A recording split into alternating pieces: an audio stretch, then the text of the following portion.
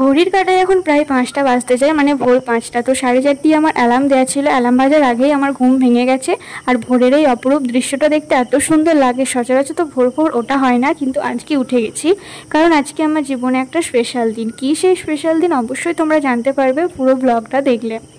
Hello hello hello hello hello everyone, good morning. কেমন আছো সবাই? আশা করছি খুব ভালো আছো, আমিও ভালো আছি। তো তোমরা দেখতেই পেলে আমি অনেক সকাল সকাল উঠে গেছি, প্রায় 5টা বাজার আগেই। তারা অনেক আগেই উঠে গেছি, উঠলাম, বিছানা তুললাম। সচরাচর আমি এরকম এত ভোর ভোর কোনো দিন উঠি না, কোথাও যাওয়ার প্রোগ্রাম না থাকলে। আর ভোরবেলা এই মনোরম পরিবেশটা এত সুন্দর, কি বলবো। যাই হোক, তো এত সকাল ওঠার কারণটা তো তোমাদেরকে অবশ্যই শেয়ার করতেই হবে। তো আজকে হলো আমার রেজিস্ট্রি ম্যারেজ। ফাইনালি সেই দিনটা চলেই এলো, অনেক অপেক্ষার অবসান। তো 1 মাস আগে তো আমরা রেজিস্ট্রি অ্যাপ্লাই করে এসেছিলাম, তো আজকে 20 মে, আজ সেই দিনটা। মানে এক্সাইটমেন্টের চোটে সারা রাত ভালো ঘুমও হয়নি। তো এখান থেকে তো আমি ব্লগটা স্টার্ট করলাম, দেখা যাক কতটা করতে পারি, চেষ্টা করব করার, পুরো ব্লগটা কন্টিনিউ করার। তো চলো আমি আসছি ফ্রেশ হয়ে। তো আমি ফ্রেশ হয়ে চলে এসেছি, এখন করব মেকআপ। এই তো মেকআপ পুরো কমপ্লিট, শুধু মেকআপটা হয়েছে। আর শাড়িটা পরবো দিদির বাড়ি থেকে। আমরা এখন চলে যাব দিদির বাড়ি, দিদি আমাকে শাড়িটা পরিয়ে দেবে। তো আমরা বেরিয়ে পড়েছি। তো গিয়েছিলাম আমি, আমার বোন, বৌদি, বাবা, সে জেঠু, আর মামা বাড়ি থেকে আমার দিদা দাদু এসেছিল।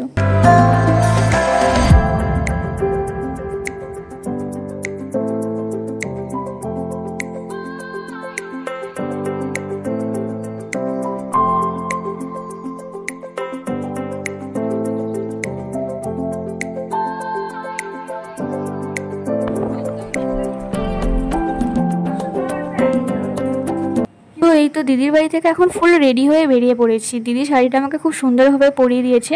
আর মেকআপটা তো বাড়ি থেকে করেই এসেছিলাম, হেয়ারটা এখানে এসে করলাম। তো ফুল মেকআপ লুকটা কেমন লেগেছিল কমেন্ট করে অবশ্যই জানিও।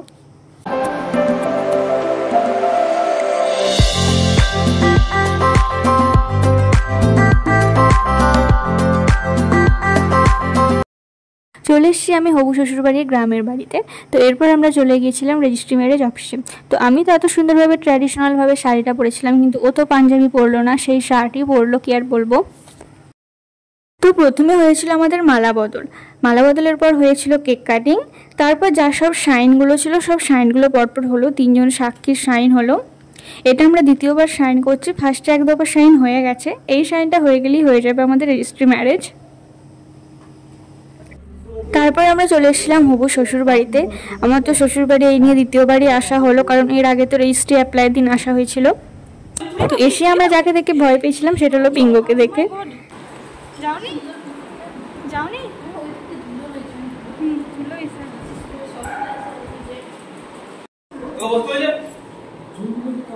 লোমগুলো কেটে দিয়েছে।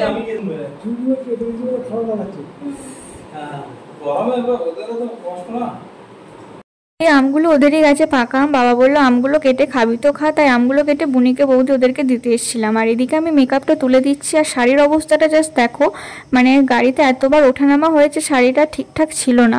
মেকআপটা তুলে দিচ্ছি, এত গরমে বিরক্ত লাগছিল। আর রেজিস্ট্রি ম্যারেজটাও হয়ে গেছে, ফটো ভিডিও সব কিছু হয়ে গেছে, তাই আমি তুলে দিচ্ছি। আর বাড়ি থেকে ওয়াইপসটাও নিয়ে এসেছিলাম ব্যাগে করে। তো আমি আমার অরিজিনাল লুকে চলে এসেছি, শুধু আই মেকআপটাকেই রেখেছি, ওটাকে আর তুললাম না।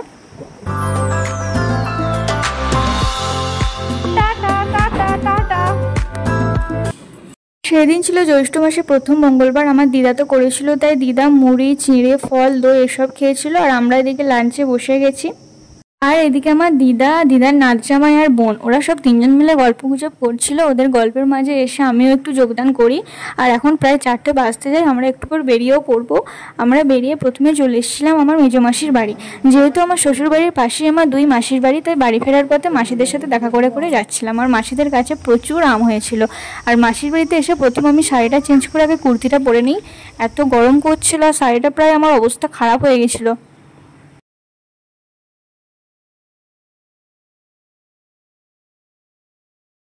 তো তারপর আমরা চলে আসি ছোটো মাসির বাড়ি। ছোটো মাসির বাড়ি আসতেই মাসি এখানে দিয়েছে মাজা, আর এদিকে প্লেটের মধ্যে নিয়ে আসে সিঙ্গারা, মিষ্টি। খাওয়া দাওয়া করে তারপর আমরা বেরিয়ে পড়ি বাড়ি যাওয়ার উদ্দেশ্যে। তো এখন ঘড়ির কাঁটায় বাজে 6টা 40। তো আমরা বাড়ি এলাম এই 6টা 20 এরকম টাইমে। তো এসে ফ্রেশ হলাম, হয়ে ব্লগটার পর আমি শেষ। তো ফুলের রেজিস্ট্রি ম্যারেজের ব্লগটা ভালো লাগলে অবশ্যই লাইক কমেন্ট করো, এবং আরও নতুন নতুন ব্লগ দেখার জন্য অবশ্যই চ্যানেলটা সাবস্ক্রাইব করে পাশে থেকো। তো ফাইনালি আমাদের দুজনের অনেক দিনের অপেক্ষার অবসান আজকে পূর্ণ হলো। তো বড়দের কাছ থেকে আমি চাইবো আশীর্বাদ এবং ছোটদের কাছ থেকে ভালোবাসা। আজকের মতো টাটা, দেখা হবে নেক্সট কোনো একটা ব্লগে। সবাই সুস্থ থেকো, ভালো থেকো।